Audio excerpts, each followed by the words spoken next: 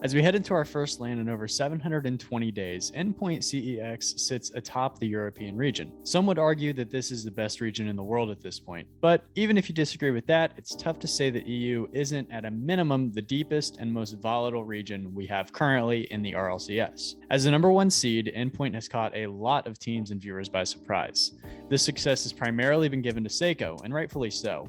In his rookie season, Seikoo already looks as if he's one of the top players in the world. When you look at the stat sheet, both of these players have shined bright over the course of that fall split, but the third man on this roster has a much larger impact than the stat sheet would show you. Veteran Metsanauris is one of the most seasoned players currently in the RLCS, with his rookie season dating all the way back to Season 3. After making the finals in Season 4, Metsa made it to the semifinals in Seasons 5 and 6. And now, Metsa's back on top, having reinvented his game to keep up with current meta during his time on competitive rosters like Complexity, WeDem Girls, and TSM. So now with Endpoint, Metsanauris has a chance to once again show why he is able to time and time again deliver top-tier results over the long haul. He doesn't always show up on the stat sheet like Seikoo and RelatingWave, but he contributes to winning Rocket League in a way few other players can. So today, let's take some time to dive a little bit deeper on Metsanauris and show some love to one of the players who is continuing to shape his game and impact the professional scene overall. Metsanauris has been a staple of the RLCS since Season 3. And he's one of few players who have been able to stick around this long, alongside players like Garrett G, Turbo, and KDOP, to only name a few. In this category, we see players who have been able to continuously add to their games in order to stay relevant and competitive at the highest level. But don't take my word for it. I think this clip of Shogun and Johnny Boy from Regional 3 talking about how Metsa has been able to keep on top of his game is a great place to start off. Metsa's still here in Grand Finals, and he doesn't look out of place mechanically. You always expect to see those older players to just be clinging on to relevancy, but he's brilliant. He's learned aerial right, left. He's completely reinvented himself. Hats off to him. I mean, that's just so inspiring to see. Metsa, I feel, and feel free to disagree with me, he feels more relevant to the games that he's in now than he was in Season 5. I agree. Like, absolutely. It's ridiculous. I've never seen somebody, well, actually, we've seen quite a few because you've had to be honest. But Metsa, he felt like he was one of those players, you say, oh, he's a positioning player, you know, he'll be fine.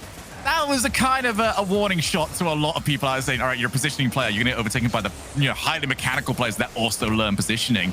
Yeah. Metsa's gone the opposite direction. He's got so much Rocket League IQ that he's now supplementing with mechanics. Relying mostly on Seikoo and RelatingWave for mechanical proficiency, Metsa relies on his Rocket League IQ to constantly put himself in a position to help his team best. Whether Metsanauris is pressuring a ball to lead his opponents to a poor touch, staying close to the box as his team applies pressure to find a quick goal or a pass to one of his teammates, or keeping the ball in the opponent's half and creating sustained offensive looks for Endpoint, Metsa is unmissable on the field. What I would like to do today is take a little journey to talk about how Metsa is continuing to provide winning Rocket League to his team in ways that don't always show up on the scoreboard. But even though he doesn't show up on the scoreboard, they are essential to Endpoint's success so far. If Endpoint comes out on top of a big moment, there is a good chance Metsa is involved. Like here, we're in Game 3 of the semifinals against Dignitas. Look at how much time is on the scoreboard, and Endpoint is down 0-1 with 36 seconds left. Metsanauris not only has a great pass to set up an attempt, but then is able to finish the goal and tie this one in a pivotal Game 3. Or here, we're in Game 5 of the Grand Finals against Semper. Both teams have 2 wins. We just came out of a timeout, and we're early in this game that is kind of going to decide which way we're going to go here. Archie with a poor touch, Metsa with the pass out, and look at this, hawks down Shawset and leads to an easy goal for Seikoo. That's only a couple of points for the demo, but I mean, Metsanauris here, much more difficult goal for Seikoo if Metsa doesn't get that demo, which sets up his team. Here we are in the same Game 5, and Seikoo is going to get an incredible double touch here. But if we go back and watch this replay, we see that Metsa is going to steal that boost from Cassio in the corner, which leaves Cassio on 0 and gives Seikoo basically an open look at it. And we see Metsa in the comms as well, giving out the good vibes. So this is immediately after, we still have a minute left. Maybe Semper can, start to piece together some sort of comeback.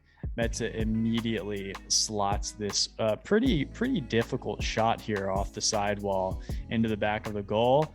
gives him his hat trick, and puts this completely out of reach. All right, here we are in game 6 of this grand finals once again, and pretty early in game 6, Endpoint, we just saw them mop Simper in the last game. Now, Simper's trying to get some things going, get the offense cranking, and Metsanauris says no, he's going to carry this one up to the sidewall and deliver this ball directly on the hood of Seikoo's car for the easy slot goal.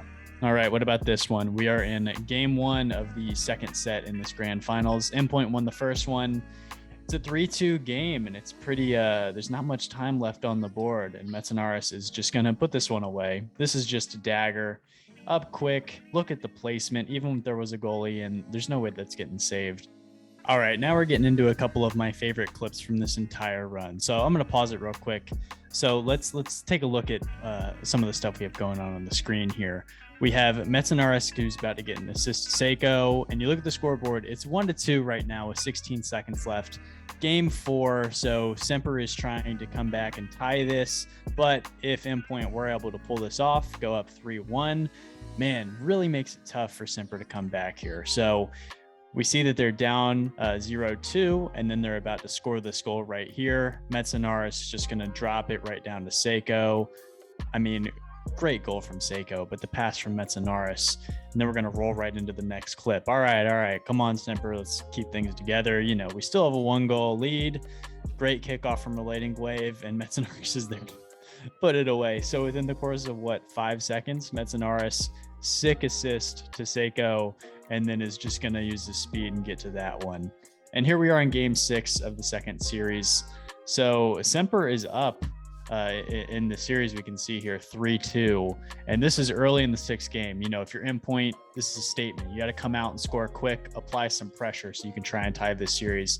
Metsanauris gets 2 massive demos to completely open this opportunity up for his teammates. All right, game 7 of the second series. Now it's gut check time. You can see it's very, very early. Who's going to come out first in these games that are always so defensively oriented? Metsanauris with a double tap reads this ridiculous waterfall angle off the top here. We're going to see this. I mean, it's not like this goal is the most impressive thing in the world, but it's just the fact that who shows up in these big moments. This is game 7. Who's going to show up? It's Metsanauris. And now here we are later on in the same game. About half the time left on the clock. Endpoint is still up 1-0. Who's going to be able to strike here? This ball bounces dangerously close. Metsa is going to boom it, put it in a weird spot for Cassio, and finish this off. Again, not difficult, but these game 7s, especially in these grand final best of sets, are always so tense. Who is it time and time again who's going to come out on top and put Endpoint up? It's Metsanauris. So yeah, guys, that is it on our little breakdown / appreciation fest of Mr. Metsanauris. I'm really excited to see what this team looks like at LAN. I'm honestly super excited for every team on LAN because, as I said at the beginning, it's been over 720 days since the last time we had one of these. I made a video on the last regional or the last LAN event that we had, rather, which was season 8. It was at Madrid. I thought it was a super good time, and I made a video on it. I'm really excited for this next LAN that we have coming up. I think Endpoint is going to look fantastic. Really excited for Furia. I'm not going to be able to make a video on them in time, but some other teams I'm super excited for. G2 and Dignitas, made videos about them as well in the past. So I hope you guys enjoy this kind of more player-based video as opposed to an overall team. Anyways, a quick shout out to a couple recent subscribers as well. Fun Raptor, Thomas Pearson, JJ. Thanks, guys. I appreciate you following. We're closing in on 100 subscribers, which is actually really big for me. So I appreciate you guys being a part of that. And for you staring at this video right now, listening to past Alex talk to you, I really appreciate you. Thank you. But yeah, until next time, guys. Enjoy LAN, and I'm sure I will catch you all afterwards to talk way too long about the experience. But until then, take care, and I'll see you guys next time.